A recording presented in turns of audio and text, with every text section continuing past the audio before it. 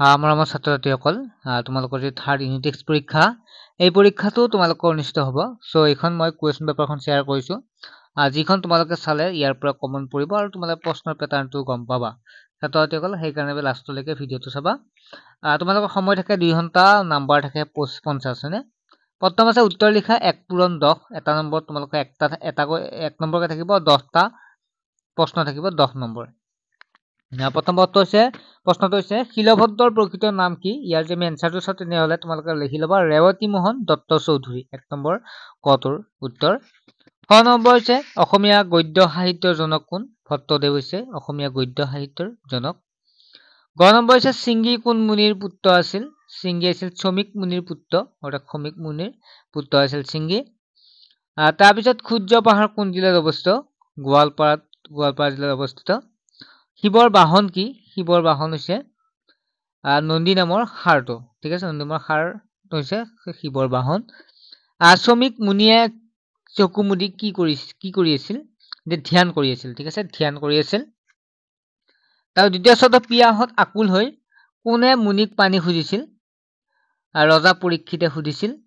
পৰীক্ষিতৰ ব্ৰহ্ম সাপ যিটো পাঠটি এই পাঠটি ক'ৰ পৰা লোৱা হৈছে এইটো হৈছে ভট্টদেৱৰ কথাগীতাৰ পৰা লোৱা হৈছে শিলভদ্ৰই কোনখন গল্প সংকলনৰ বাবে সাহিত্য একাডেমী বঁটা লাভ কৰিছিল মধুপুৰ বহুদূৰ ঠিক আছে নেক্সট হ'ল জহিৰুদ্দিনৰ পেছা কি আছিল ওকালতি আছিল ছাত্ৰছাত্ৰী 1 নম্বৰ কেইটা গম পালা তাৰ আগতে তোমালোক জনাই থওঁ যে যিসকল ছাত্ৰছাত্ৰী এমএমএছ পৰীক্ষা দিবা এই পৰীক্ষাটো তোমালোকে জানা 48,000 টকাৰ স্কলাৰশ্বিপ হয় এই স্কলাৰশ্বিপটো পাছ কৰিবৰ কাৰণে পঢ়িব লাগিব আৰু পঢ়িবৰ কাৰণে কি পঢ়িবা আমাৰ এটা কোচিং হৈ আছে অনলাইন ক্লাছ হৈ আছে য'ত নোটছ পাবা সম্পূৰ্ণ গাইডবুক এখন পাবা য'ত 200 টকা আছিল কিন্তু এতিয়া কমাই দিয়া হৈছে মাত্ৰ 100 টকাতে সম্পূৰ্ণ গাইড পাবা 70 টকীয়া তোমাৰ এখন ইবুক লাভ কৰিব পাৰিবা সম্পূৰ্ণ নোটছ পাবা ক্লাছ পাবা যিবিলাক হৈ গ'ল ৰেকৰ্ডেড ক্লাছ সম্পূৰ্ণ পাই যাবা যিসকল ছাত্ৰছাত্ৰী এনএমএছ পৰীক্ষাটো দিবা অৰ্থাৎ ক্লাছ 8 ৰ ষ্টুডেণ্টে দিব পাৰে তোমালোকে এটা কাম কৰিবা যেটো নাম্বাৰ দেখা পাইছা এই নাম্বাৰটো এছএমএছ বা ফোন কৰি অধিক জানিব পাৰিবা ঠিক আছে মাত্ৰ 100 টকা বেছি নহয় কমাই দিয়া হৈছে নেক্সট 2 নম্বৰ প্ৰশ্নটো আছিল উত্তৰ লিখা কোনবোৰ সম্পদক কলা সম্পদ বুলি কোৱা হয় বাকি এটা মই এনসাৰখিনি কৈ নিদু তোমালোকক নিজে চেষ্টা কৰা পিছৰ নেক্সট ক্লাছত মই বুজাই দিম অভাৰহেড প্ৰজেক্টৰ সহায়ত কি কৰিব পাৰি মাছ ৰাতি ৰবিনে খোৱাৰ পৰা উঠি কলৈ যাবলৈ ওলাইছিল ইয়াত এটা প্ৰশ্নত কেই নম্বৰকে 2 নম্বৰকে থাকে তিনিটা প্ৰশ্নত 6 নম্বৰ ব্যাখ্যা কৰা আহে তোমালোকৰ 1 পূৰণ 5 এনেকুৱা ব্যাখ্যা কৰা চাবা তোমালোকে দাগ হৈও স্বামীক অপকাৰ কৰে দাগ হৈ স্বামীক অপকাৰ কৰে ব্ৰাহ্মণ ছবে ক্ষত্ৰিয়ক ৰাজা পাতিছে সি কোন আমাক দ্ৰোহ দিব দুষ্ট নিয়ন্তা কৃষ্ণ বৈকুণ্ঠক গইলে আৰা এতেকে অন্যায় কৰে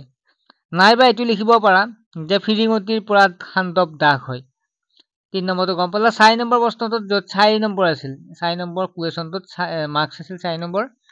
সাধু কথা আৰু চুটি গল্পৰ মাজত থকা পাৰ্থক্যবোৰ কি লিখা এইটো চাবা তোমালোকে ইম্পৰ্টেন্ট হয় নেক্সট মেৰি কাৰণে আটাইখিনিতে চাবা ভালদৰে ঠিক আছে 5 নম্বৰ প্ৰশ্নটো আছে ইমান ভয়াতুৰ মানুহ মই জীৱনত দেখা নাই কোনে কেতিয়া কাক কৈছিল 6 নম্বৰ প্ৰশ্নটো এহি বুলি মৰা সৰ্প ধনুৰ আগে আনি মুনিৰ গলত দিয়া গৃহক গইলা আধুনিক অসমীয়া ৰূপত লিখা চমুটকা লিখা 2 পূৰণ 2 এটা প্ৰশ্ন এটাত 2 নম্বৰকে থাকিব শ্ৰী সূৰ্য পাহাৰ আৰু নটৰাজ নেক্সট 8 নম্বৰ প্ৰশ্ন আছিল সন্ধি ভাঙা ব্যাকৰণৰ যিকোনো 4টা ইয়াত দিয়া আছে 4টা কৰিলে হ'ল যথেষ্ট পৰীক্ষা ভয়তুৰ চিৰচেত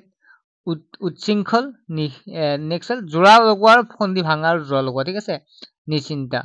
যিকোনো 4টা কৰিলে হ'ব বিপৰীত শব্দ লিখা প্ৰজা ন্যায় দুৰ্বল প্ৰশংসা এটাত 1 নম্বৰকে 4 নম্বৰ আছে ভালেখিনি গ্ৰামাৰৰ পৰা থাকে হা ব্যাকৰণৰ পৰা থাকে ভালদৰে চাবা যুক্তাক্ষৰ ভাঙি দেখুৱা জ যোগ নিয় হ যোগ ৰ তালিব হ যোগ ৰ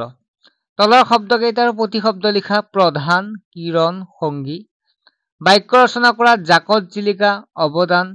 সিদ্ধান্ত ছাত্ৰছাত্ৰীসকল